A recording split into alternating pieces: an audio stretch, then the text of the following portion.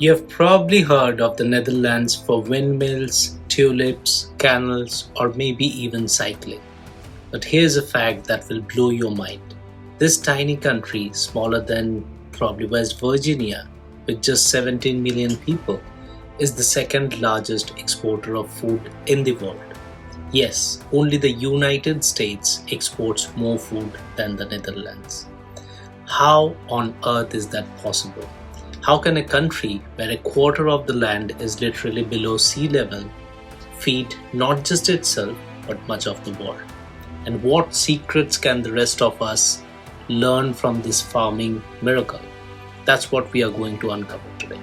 If we put this into perspective, the Netherlands is about the size of the US state of Maryland, yet it exports billions of dollars worth of agricultural goods every year: fruits, vegetables, flowers, dairy, and even high tech farming solutions. If you eat tomatoes in Germany, cucumbers in Scandinavia, peppers in the UK, or even flowers in America, there's a good chance they came from the Netherlands. And it's not just Europe. Dutch innovations feed people far beyond their borders: Africa, Asia, even the Middle East. Now, you might be wondering, what's their secret? It's not endless land, it's not cheap labor. It's innovation, technology, and efficiency. The Dutch have turned farming into a science that may hold the key to feeding 10 billion people by the end of this century. To understand why the Dutch became so good at farming, you first need to understand their geography. One third of the Netherlands lies below sea level. Throughout history, this was a nightmare. Floods could destroy crops, villages, and entire regions. But here's the twist: what was once their greatest weakness became their greatest strength. The Dutch became masters of water management. They built dikes, polders, canals, and pumping systems that allowed them to reclaim land from the sea. This reclaimed land, known as polder land, is incredibly fertile. But more importantly, it taught the Dutch a cultural lesson. Survival depends on working together, planning ahead, and innovating constantly. That mindset carried over into farming. Instead of waiting for nature to decide what grows, the Dutch decided they would control nature itself. If you fly over the Netherlands at night, especially near Rotterdam or The Hague, you'll see something extraordinary. Massive stretches of glowing light, like entire cities lit up in neon. What are they? Greenhouses. The Netherlands has turned greenhouse farming into an art form. These are not your grandmother's greenhouses. We are talking about high tech, climate controlled, mega greenhouses that can stretch for miles. Inside, every variable is controlled: temperature, humidity, light, and nutrients. Plants grow in carefully monitored conditions, often without soil, and the results are staggering. Dutch greenhouses can produce 10 times more food per square meter than traditional open field farming. And they do it while using 90% less water. Yes, you heard that right, 90% less water. In a world where water scarcity is becoming one of the biggest challenges of our time, this is revolutionary. Now, let's go even deeper. The Dutch are pioneers in hydroponics, growing plants without soil in nutrient rich water solutions. This allows crops to grow faster, healthier, and with minimal land.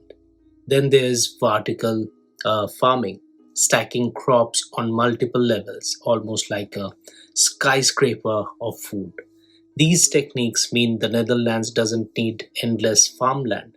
Instead, they maximize every square inch.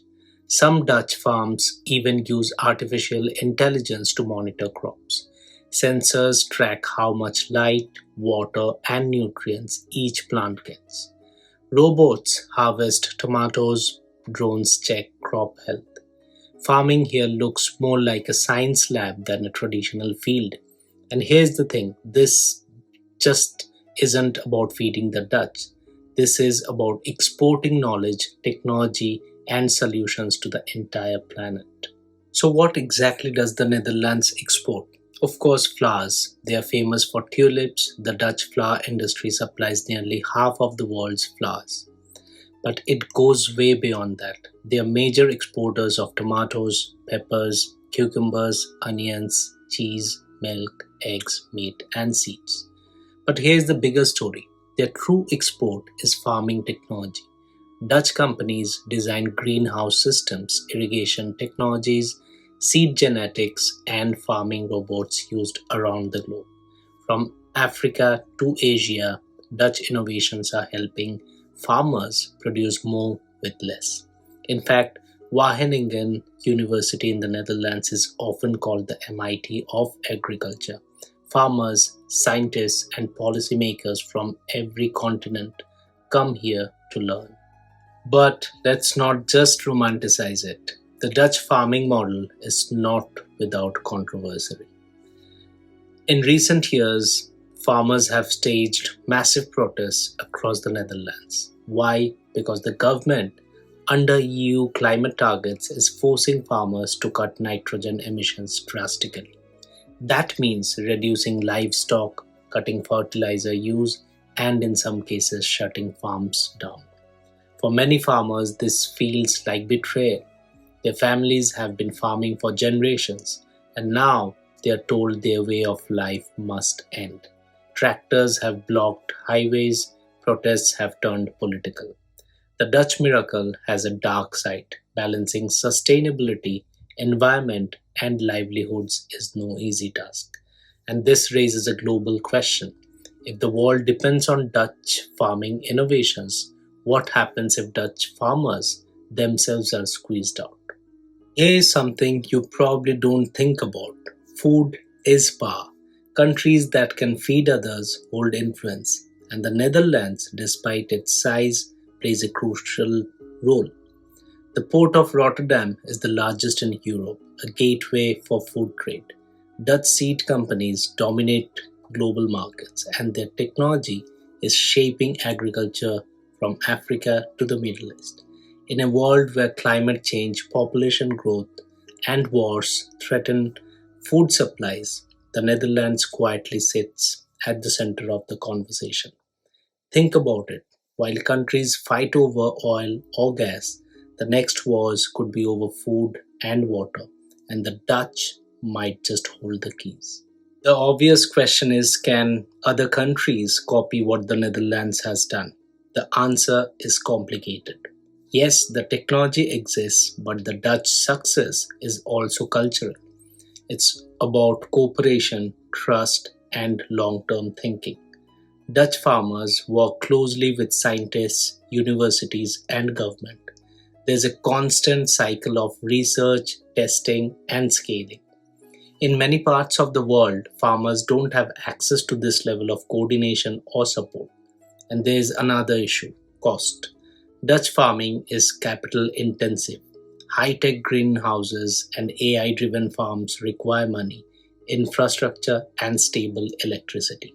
For countries in Africa or South Asia, scaling this is not so simple. But the Dutch can offer knowledge and affordable versions of their innovations. If they succeed, the Netherlands could be exporting not just food, but food security for the entire planet. So, where does this go next? The Netherlands is already experimenting with circular farming, where waste from one process becomes input for the another. They are testing vertical farms inside abandoned buildings, even underground. They're working on lab grown meat, plant based proteins, and precision fermentation. And of course, digital farming powered by AI. But they face big challenges: climate change, EU regulations, public resistance, rising land costs. The big question is, can the Netherlands stay the world's food laboratory, or will others take the lead? So let's come back to the question we started with: how can such a small country feed the world? The answer is simple: innovation, resilience, and never being satisfied with the old way of doing things. The Netherlands teaches us that farming is not just about soil and seeds, it's about imagination, about rethinking what's possible.